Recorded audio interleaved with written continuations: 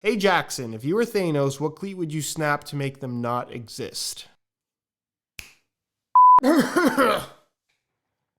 Welcome back to another SR4U Q A video, your interesting football boot related questions and my answers to them, all pulled from my Instagram, which is SR4U_Josh. So if you have a question that you'd like me to potentially answer in a future Q&A episode, make sure you go and follow me there. It is linked down below. Want more Q&As? Make sure you like the video. Hey, what is the worst injury you have ever seen or had? The worst injuries I've ever seen was one guy broke his leg, which is never good to see. It's kind of horrible. I've seen a couple guys break their arm, which is also really terrible. Just kind of falling down, trying to brace themselves, and like the forearm snaps. It's terrible. But as far as injuries that I've suffered, I've been pretty lucky as far as injuries go. I've never actually I broke my collarbone playing hockey, actually. I shouldn't say that. And I've also fractured my wrist now that I'm thinking about it.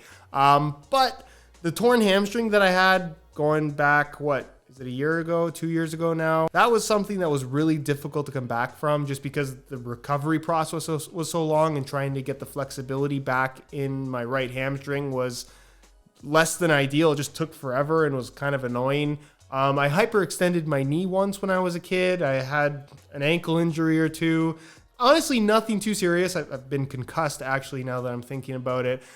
I've had my fair share of injuries, but nothing too terrible. It's actually a lot when you think about it. What's the highest level of football you have played? I've actually given my entire football career history in another video, and if you haven't seen that, I'll leave a little pop-up on screen. Go ahead and check it out. But just to give you guys a brief summary, I played at a pretty high youth level. I live in Canada, live in the province of Ontario, and basically the highest youth level you can play at least when I was playing. I think they actually changed the name of the league, even though it's still around. It was the OYSL, Ontario Youth Soccer League, which was like the provincial-wide league for any competitive team. That was the highest league to play in. I played in that for a couple of years until going to just play men's soccer. And then from there, I mean, there's different levels of men's soccer. I guess I've played at the highest level of just whatever the local league is, but I never really pursued a career in the sport after that. Hey Georgia Smith, what's the best way to subtly customize your cleats without overpaying? I would recommend SR4U laces,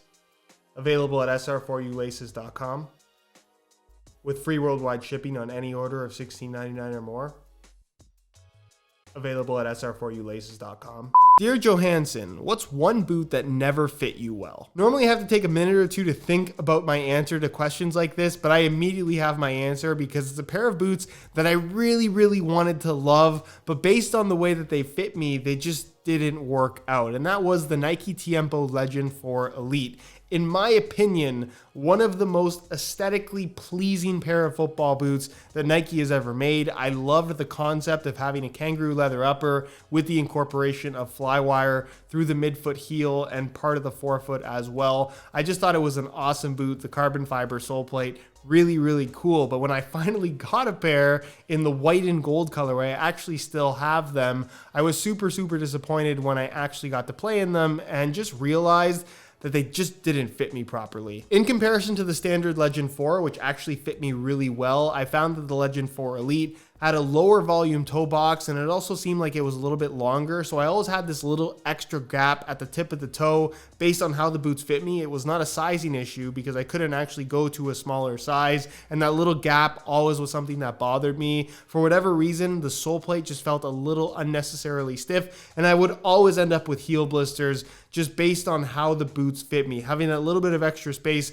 I guess, was just enough to have some extra rubbing. And while I thought the boots felt great on my feet in terms of touch on the ball, the fit was just something that just didn't work for me. Do you generally feel like older generations of cleats perform better, or is it the nostalgia about them that makes you like them? I think when you're talking about pure performance, there really isn't any boot, new or old, that performs so well that you would be at a disadvantage to not wear them, meaning that the current generation of Mercurials, yeah, I think they probably perform better than any Mercurials before them, but if you were wearing the Vapor 11 as an example, rather than the new Vapor 13 Elite, 2 generations ago, I still think the Vapor 11 is every bit as good as the Vapor 13. They're ultimately just different. So I think in some cases, yeah, there is a nostalgia aspect to saying I like the older model better than the newer model. I think like the old Predators, as an example, would be a great example. But I'm actually telling the truth in saying that I would rather wear an old school pair of Predator Manias than the current generation of Predator. They're very different boots. Obviously, everyone has different taste, but I think that if you're somebody that does really want to wear an older pair of boots, not necessarily as old as a Predator Mania, but maybe it's 2 or 3 models old now, there's absolutely nothing wrong with it. And if that's what you like, that's what you should wear. You are perfectly capable of performing at the same level in an old pair of boots as you would be in a new pair of boots. I know that there's been this technology spin put on modern football boots, but it doesn't work like actual technology, where you can't argue that the new iPhone is worse than the iPhone 4, as an example. Technology legitimately does improve year after year. In the case of football boots, I think synthetics have improved. I think knitted uppers have improved. But that doesn't necessarily mean that the boots ultimately perform better. If you like something older, you like something older. There's nothing wrong with that. Hey Jonah, how much of a difference is there between an aggressive stud pattern and a not so aggressive one? I think it's really hard to argue that a more aggressive stud pattern will allow you to cut harder or accelerate more quickly, even though when you're actually wearing the boots, it kind of does give you that feel. Like I definitely feel like I'm a little bit quicker and I have a better bite into the ground with a pair of Mercurials than I would a classic pair of Copa Mundials, as an example. But at the same time, we've all played on teams and some guys are faster than others. And if you're doing any kind of a sprinting drill, the fastest guy who is the fastest guy in one practice is probably the fastest guy in all the practices, regardless of what boots that he's wearing. So I think ultimately your ability to run really quickly and change direction and just the way that you move in general is far more on you rather than the boots on your feet. And I think also everyone's a little bit different in regards to what type of feel that they're personally looking for. And that's something that is kind of the connection between you and your boots. If you feel like you need something a little bit more aggressive, maybe just to give you that mental edge, it's possible that that will legitimately improve your overall performance from a speed and agility perspective. But if it's not something that you're really focused on when you're actually running, I don't think that it's something that's super, super important. And I guess what I'm saying here is I'm not going to argue that some stud patterns aren't better than others in regards to outright grip and performance, because that is absolutely the case.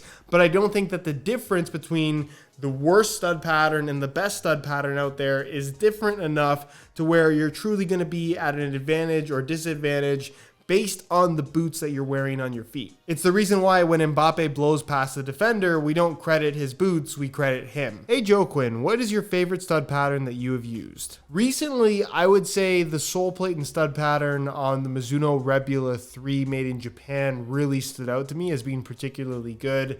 I could name a number of Mercurial stud patterns that I really liked. The Sense Stud Superfly 2 and 3 stud pattern I actually thought was pretty good. I think the current stud pattern on the latest generation Superfly 7 Vapor 13 is quite excellent. I like some of the older T90 stud patterns, but if I had to pick like an absolute favorite, I really liked the classic kind of TRX bladed stud pattern that we used to get on the Predator series.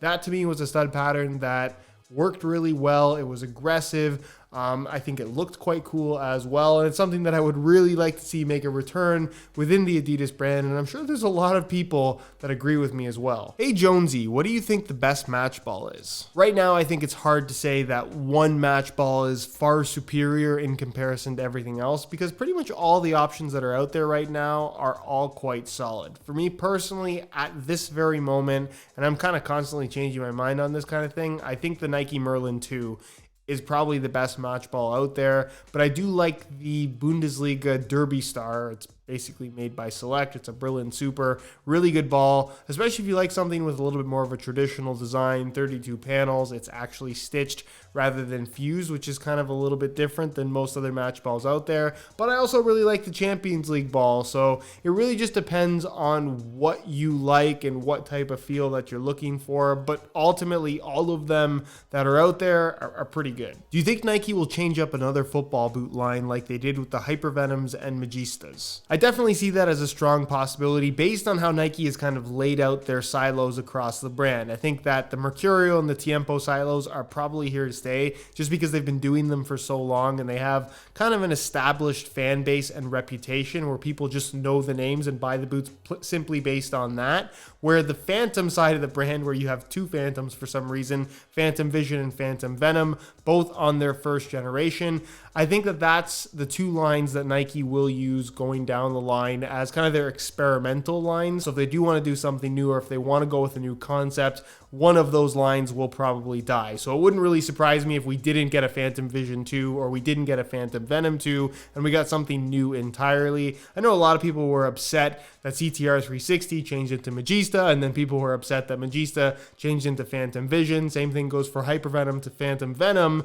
but all of that was very much sales driven, where the popularity of those products was not doing so great, so they changed the name in hopes of driving some new interest. So if these current boots aren't doing fantastic from a sales perspective, which neither Phantom Venom or Vision are, if I'm being honest, then again, it wouldn't really surprise me if they tried something new again. Hey Jimmy Fallon, essential gear for fall/winter. It really depends on the situation, because for me, if I was playing a match, I really don't need too much in the way of extra gear. If it's really cold, I'll probably pull my socks up a little bit higher. I might even wear double socks if I feel like my feet are a little bit cold. I tend to wear like a long sleeve compression top of some sort to maintain as much warmth as possible. And I'll often wear field player gloves as well, just because my hands are always cold. Other than that, I won't really wear much else. I know Nike has those kind of snood things that are really cool and they're legitimately warm, but that's something that honestly I would probably only wear in training,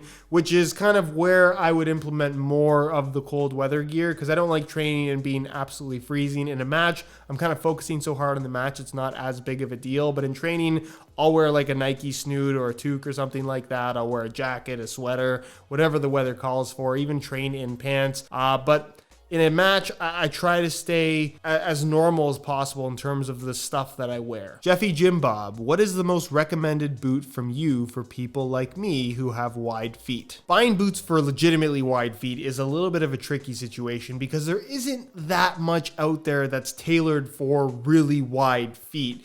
I've always found that if you do have wider feet, what is typically going to work out best for you from a fit and comfort standpoint is something with a leather upper that is going to stretch. I think the one thing that a lot of people don't understand who do have wide feet is that they are very, very, very unlikely to find a pair of football boots that they are going to be able to take out of the box, put on their feet, and instantaneously feel comfortable. There's always going to be a little bit of a break-in period, and you're kind of going to have to wait for the boots to stretch a little bit. So they might be a little bit uncomfortable at first, but once broken in, they'll likely fit you the way that you're hoping they're going to fit you. Also, another great option would be the wide fit boots on offer from the New Balance brand. They make a wide fit Tequila, and they do make a wide fit Furon as well, which are legitimately very wide. So if you did have super wide feet and you wanted something with a synthetic upper, I think the New Balance boots are a great option. Otherwise, something with a leather upper is really solid. And if you just need the absolute widest thing possible, a classic pair of Copa Mondials will pretty much fit everybody. Anyways, guys, that's it for another SR4U Q&A. Hopefully you enjoyed it. If you did, be sure to support it with a like. Again, if you have any questions that you'd like to ask me for the next Q&A episode, make sure you go and follow me on Instagram. That is linked down below, SR4U_Josh.